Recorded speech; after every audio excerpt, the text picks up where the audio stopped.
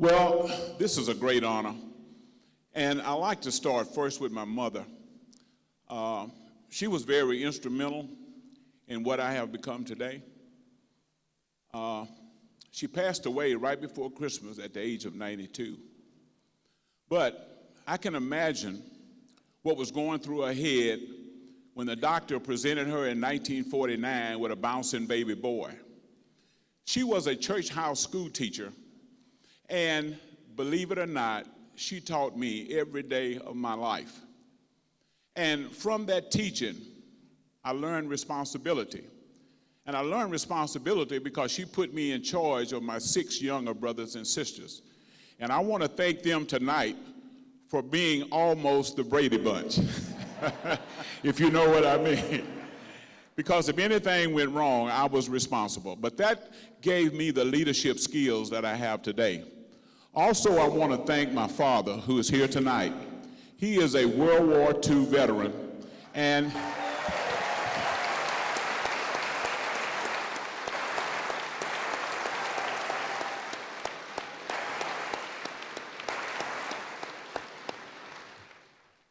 he's also 96 years young. He was very instrumental in my life by showing me as a young man that it's very, very important that the man of the house get up every morning and go to work to support his family. Also, I want to thank my community. My community was a loving community, as you said. No one ever heard of Taylor Hill, Boyce, and Lena. But that community was very, very loving, encouraging, and inspiring. I want to thank my high school, a little small black high school in Boyce, Louisiana. I had great teachers. Excuse me. I had great classmates and also schoolmates. You know, I get a little emotional because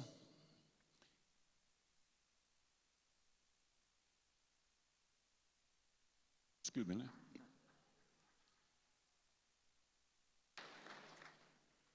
By all odds, I should not be here tonight. By today's standard, I am what you would call an at-risk kid.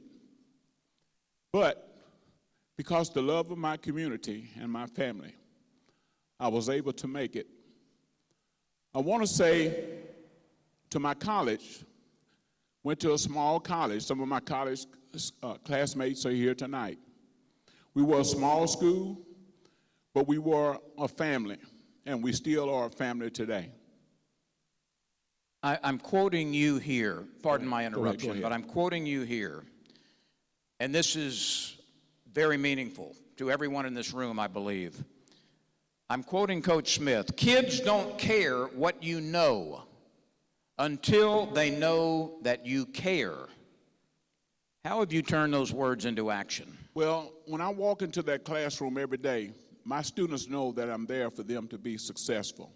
And far as my basketball players are concerned, I am a teacher first and a coach second. And I let my players know they are students first and they are athletes second. By the way, in case you didn't know, this gentleman teaches trigonometry and calculus. Right. That would also. Also, I would like to say, Lynn, I would like to say thanks to my wife, Rosa, who's here with me tonight. I give all the credit for the time, and all of you know, as a coach, you're on the road countless hours. I give her all the credit for taking care of the house and taking care of our 2 children. Let's conclude with this. Is there a most memorable victory in your career, and which team do you consider your best? My best teams, I had, and this is unbelievable, but I had 2 perfect 41-0 seasons. And it's almost unheard of as a coach or a player to be on a 41-0 team, but to have 2 of those. And we had, in that season, we had beaten our rivalry team 4 times. And we had to beat that team for the 5th time in the state championship game. And we were able to pull it off. And that's a tribute to all of my players, some of them here tonight, and those outstanding young men that got the job done. And before I conclude, I would like to say this. I would like to give a special thanks to my daughter and my son. I'm very proud of you from a loving father. You make me extremely proud. And I have my grandchildren here with me tonight.